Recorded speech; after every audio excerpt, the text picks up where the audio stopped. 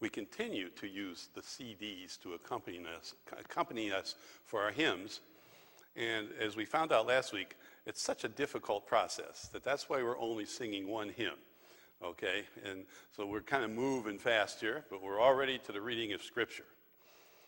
This week, from the choices the lectionary gave us, we're going to be reading from the Gospel of Mark. Now, the stories should be stories that you remember that you've heard at some point. There's a lot going on in these stories in verses 21, I think, through 43. That's a lot of verses, but it's not that many. So try to picture what's happening here, okay? Jesus has been teaching the crowds, and then he wants to get away to be on his own, and he thinks he's pulled it off, but it doesn't work. And so, anyway, it's something that happens because the crowds will not let him go. Think of it that way. Try to picture what happens, and we'll talk about it then. It's from the 5th chapter of the Gospel of Mark, beginning at the 21st verse. When Jesus had crossed again in the boat to the other side, a great crowd gathered around him, and he was by the sea. Then one of the leaders of the synagogue named Jairus came, and when he saw Jesus, fell at his feet and begged him repeatedly, "My little daughter is at the point of death. Come and lay your hands on her so that she may be made well and live." So Jesus went with Jairus. And a large crowd followed him and pressed in on him. Now there was a woman who had been suffering from hemorrhages for 12 years. She had endured much under many physicians and had spent all that she had, and she was no better, but rather grew worse. She had heard about Jesus and came up behind Jesus in the crowd and touched his cloak. For she said, "If I but touch his clothes, I will be made well." Immediately her hemorrhage stopped, and she felt in her body that she was healed of her disease. Immediately aware that power had gone forth from him, Jesus turned about in the crowd and said, "Who touched my clothes?" And his disciples said to him, "You see the crowd pressing in on you. How can you say, 'Who touched me?'" Jesus looked all around to see who had done it. But the woman, knowing what had happened to her, came in fear and trembling, fell down before Jesus, and told him the whole truth. Jesus said to her, "Daughter, your faith has made you well. Go in peace and be healed of your disease." While Jesus was still speaking, some people came from the leader's house to say, "Your daughter is dead. Why trouble the rabbi any further?" But overhearing what they said, Jesus said to the leader of the synagogue, "Do not fear, only believe." Jesus allowed no one to follow him except Peter, James and John, the brother of James. When they came to the house of the leader of the synagogue, Jesus saw a commotion, people weeping and wailing loudly. When Jesus had entered, he said to them, "Why do you make a commotion and weep? The child is not dead, but sleeping." And they laughed at him. Then he put them all outside and took the child's father and mother and those who were with him, went in where the child was. He took her by the hand and said to her, "Talitha cum," which means, "Little girl, get up." Immediately the girl got up and began to walk about. She was 12 years of age. At this, all were overcome with amazement. Jesus strictly ordered them that no one should know this and told them to give her something to eat. Here ends the reading of Scripture. May God grant its meaning to our hearts and our minds.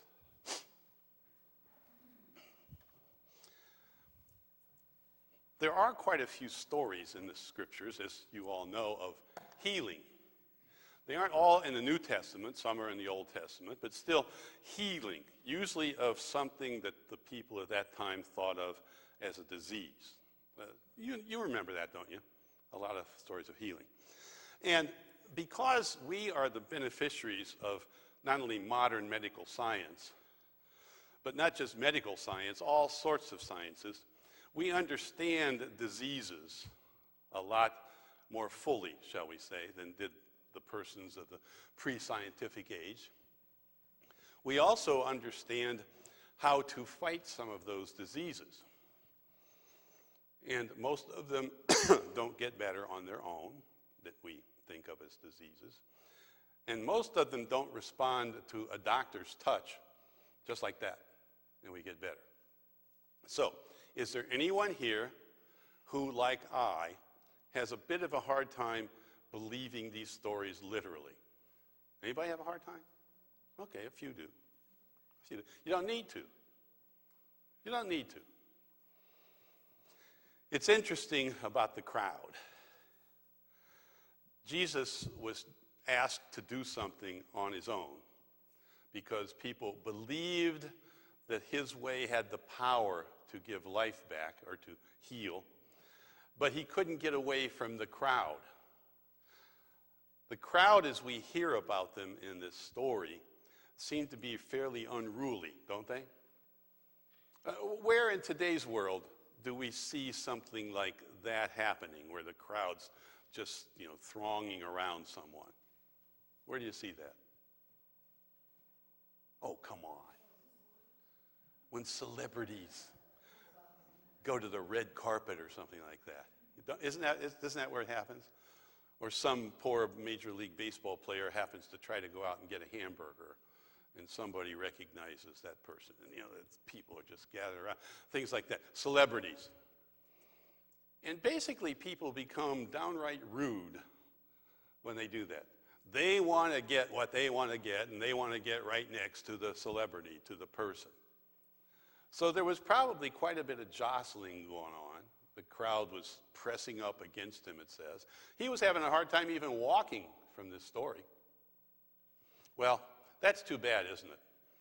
Because two amazing things happened in that little walk from where he was to where he ended up. And how many people in the crowd do you think even knew they happened?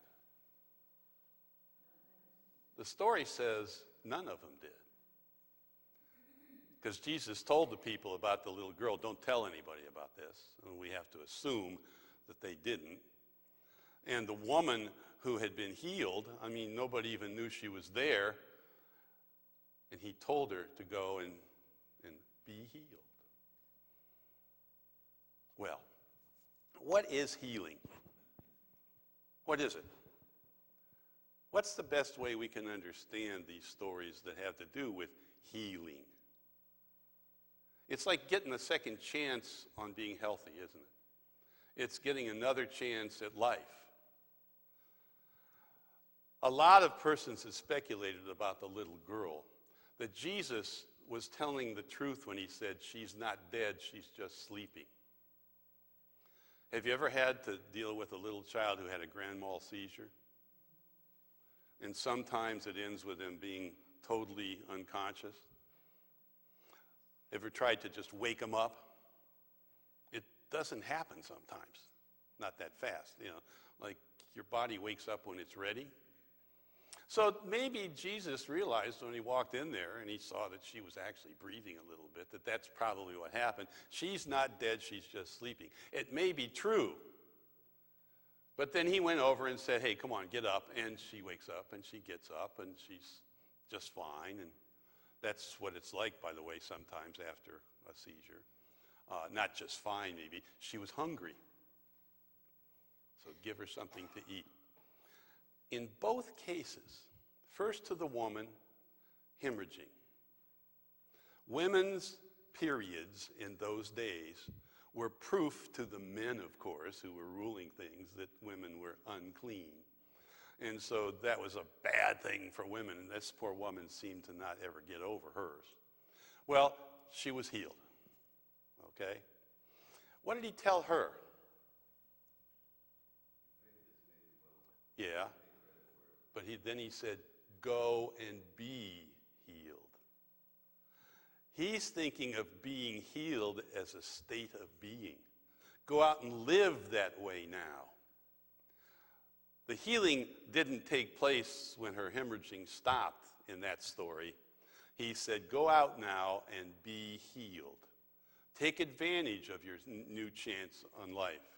of your newfound health. Go out and live as a healed person. That's important, that's what he said.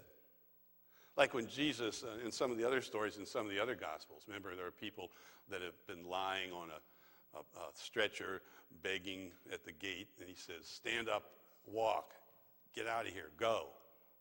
And they go, and you never hear from them again. The point of it being that they have a new life, and they go on.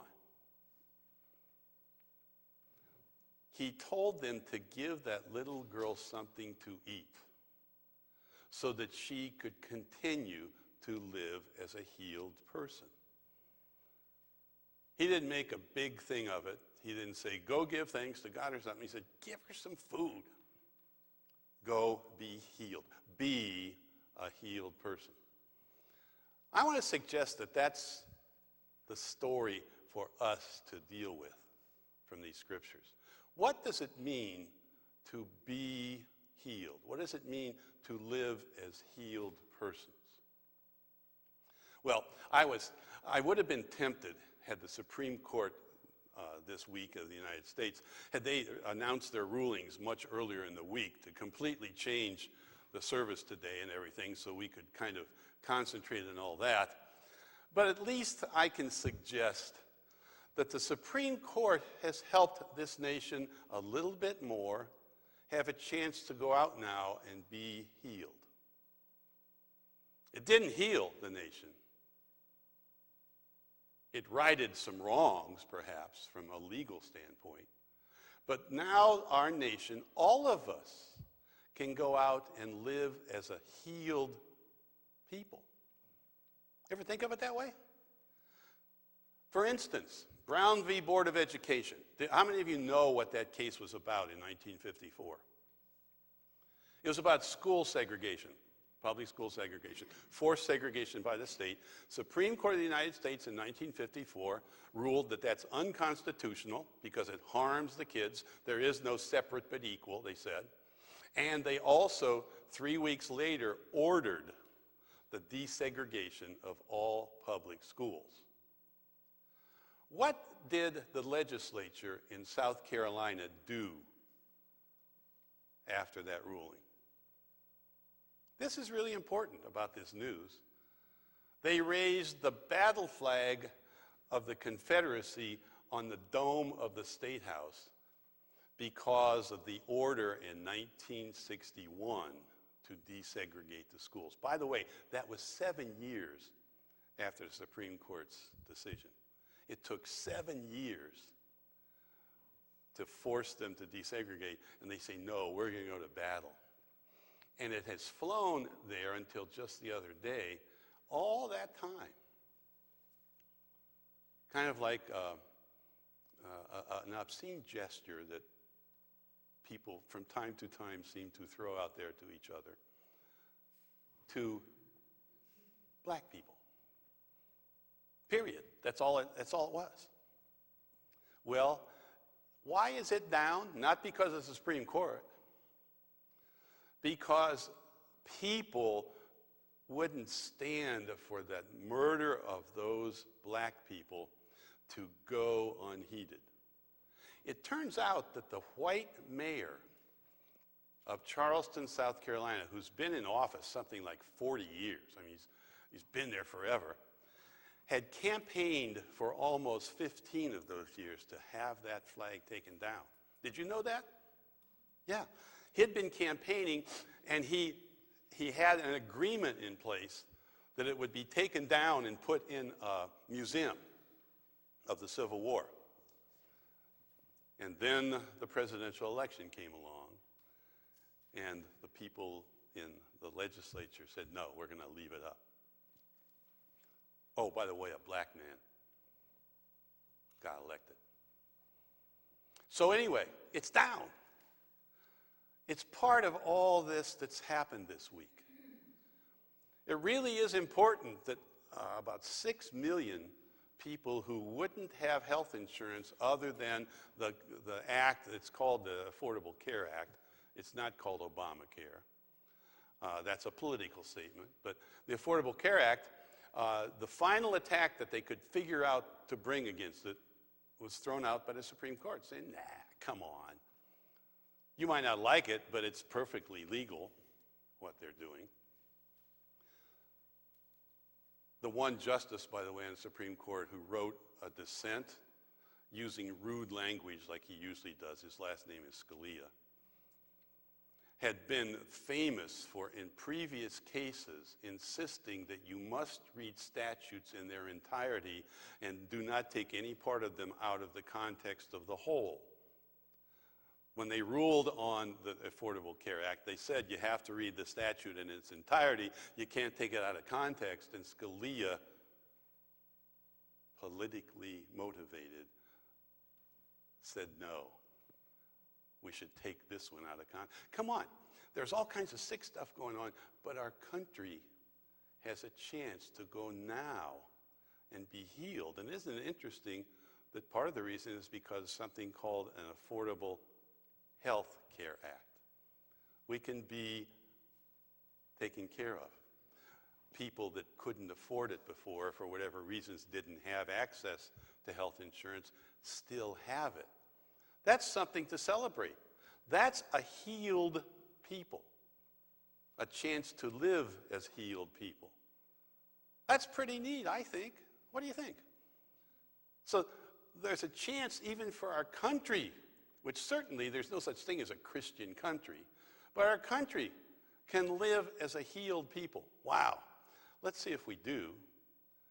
I hate to tell you, but Brown v. Board of Education didn't end desegregation in schools because the people didn't go out and live as healed people. It certainly didn't end racism. We still are pretty good at it. But we have the chance. What if our country had an example to look at? How to live as healed people. Do you think that because of your faith, like the hemorrhaging woman, because of your faith, that you are a healed person? Have you ever thought of yourself that way? That you didn't have to be sick ahead of time? I shared it with some friends last night, but I have this, my favorite little book is called The Pocket Curmudgeon. Honest, it is. And then this guy, actually, he went out and decided who he thought the world's greatest curmudgeons were, and he put a whole bunch of quotes from them in this little book. So every once in a while, I feel a need to go back to my home library and get it out and read it, so I've been reading it. And there's this great quote, I think it's from John Simon. He used to be the theater and food critic of the New York Times. There wasn't a person who ever read his column that didn't hate him, because he was so mean. But anyway, he had a thing against fundamentalist Christians. I don't know why he did, but he did, so he wrote against them a lot. And he talked about born-agains. He said, the trouble with most of the born-agains I know, that there was brain damage in the second delivery. No, I say that because if that's what it's like to be healed, to be born again, that's not much of an example. I've never seen much of an example there. You don't have to think of yourself as sick to think that you've been healed by your faith, given a new lease on life, given a new, healthier life, given a new, more powerful life. I suggest that maybe that's what these scriptures can tell us today. Let me point out a few things that have to be true here, even though I wasn't here. I wasn't here the many years that you were at church before Diane and I retired back here. My heavens, all those years. Some of you have been living the last number of years with disappointment because of your experience in the church. You have. Of course you have. You got your hopes up for a certain thing that was going to happen. It didn't happen, and now it's been tough, and things have changed greatly, and you're living with disappointment. You don't need to. Be healed. Be healed. And I would bet, and I don't bet, I'm too cheap to bet, but I really don't bet, but I would bet this, that many of you have been hurt by other people in the last I don't know how many years, X number of years, because you're in the church, because you're in a human community, because you're in a human institution that gets political, that gets, because all human organizations do. I'll bet many of you have been hurt by other people in the church. Now, I'm told by many of you that a lot of the people that you thought hurt you or something are no longer around. That doesn't matter. You're still carrying around that hurt, maybe. That's no good. It's like a disease. And there's only one way to be healed from that. Anybody know what that is? Forgiveness, really. And you've heard me say before, my suggestion of how to understand that word is to choose not to hold something against someone when you have every right to hold it against them. You choose not to. Now, forgiveness doesn't always restore relationships. It doesn't, all of a sudden take you from having a, enmity between two people or three or four people to becoming the best of friends. But it does heal the wound. You can walk away from it, banish it from your life. And actually, it's banished from the hurter's life, too. They might not know it, but still, if you've been hurt by other people in this church and you're still hurt, be healed. Forgive. Let it go. Be well. Now, those are just things that I've been in ministry too long. Those things happen. I have a prediction, even in our new beginnings. And we've got a new spirit, and it's really fun to be a part of this now. People are going to hurt each other's feelings. I guarantee you. God knows how many feelings I've hurt every Sunday that I'm up here. But I have an excuse. I have to once in a while. I got to try to do this stuff called sermons. But I know that there's people that have, forgiven me. Thank you. Thank you. Or give me another chance. There's not too many differences between those two things. Seriously. So be healed. But let's figure out how we can tell people what it's like to have a powerful, healthy, new life without becoming so doggone self-righteous that we beat him over the head saying, I'm saved. I'm born again. Are you? Implying what? Because most people are going to say, well, no. What's the implication of that? What? No, you're better than they are. You're the one that's saved. You're the one that's been born again. Or have you been? That's no way to do it, folks. Let's live this powerful, loving, new, healed life.